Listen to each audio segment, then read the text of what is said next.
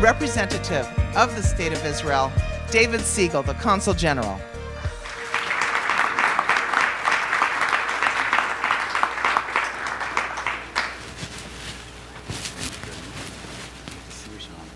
I thought our strongest export was Sharona Jutzman. Sharona, thank you for what you do. This is a wonderful conference. We enjoy being with you every year. And thank you all for being here. We're here to discuss, as you said, I love that, not CNN, but Bloomberg News. Talk about Israel as an amazing economy that it is.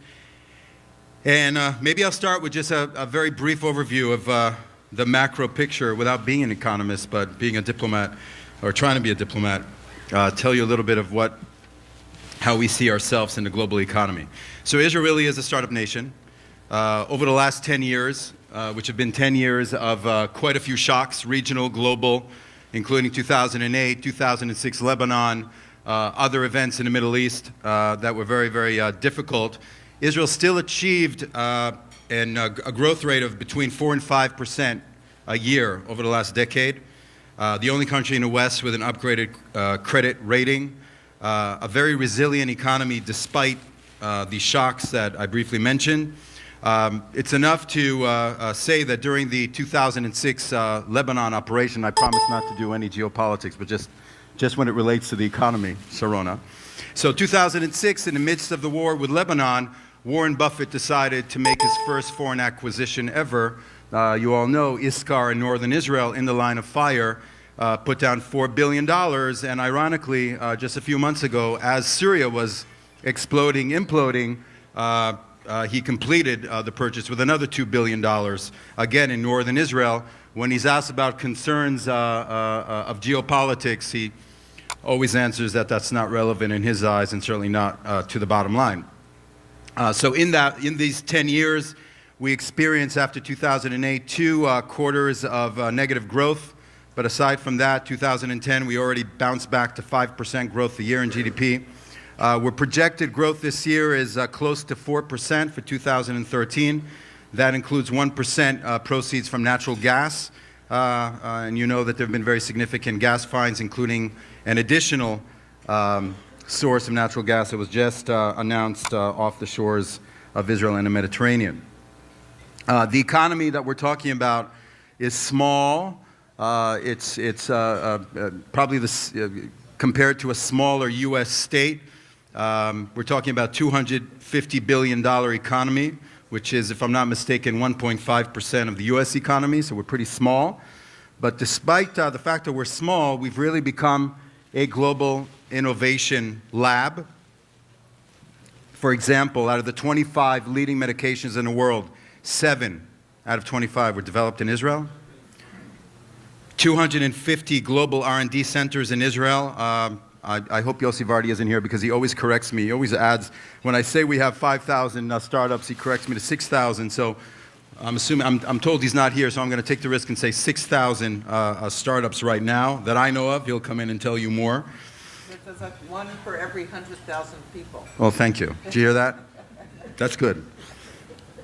So, no, but when you look at it on a per capita basis, it's very interesting. Israel has the most R&D, government-run R&D per capita in the world, 4.5% of our GDP. More startups per capita, more VC per capita, more medical patents per capita, and so on. So, small, but very, very significant. The workforce in Israel that is involved in high tech is 11%. I'm told that's roughly twice as much as the next runner-up. So very significant. 50% of Israel's industrial exports are now high-tech related. It's even higher if you go to medium and into low-tech. So high-tech is very significant, and it's a very significant engine of growth in Israel.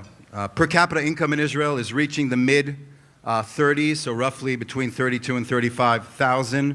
We're close to the OECD average. We're expected to surpass Britain and France in the coming years, especially in view of the natural gas and so on.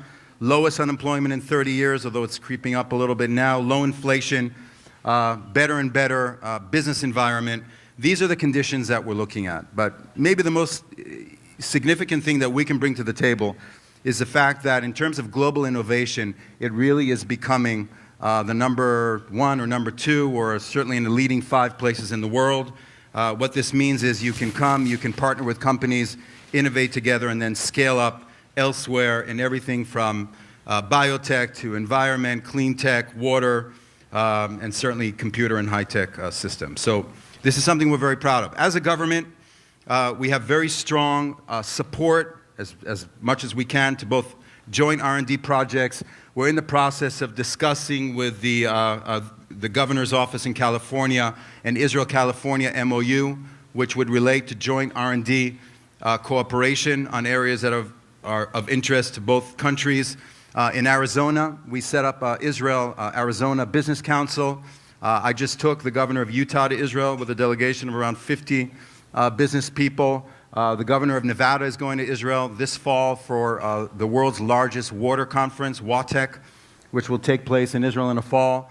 So there are many, many opportunities locally, and we're here to work with you to encourage business both between the United States and Israel and vice versa, to encourage Israeli companies to come here and partner with you. So thank you very much for your attention. There's a lot more to say, but we'll keep it short and hopefully to the point. Thank you very much for being here.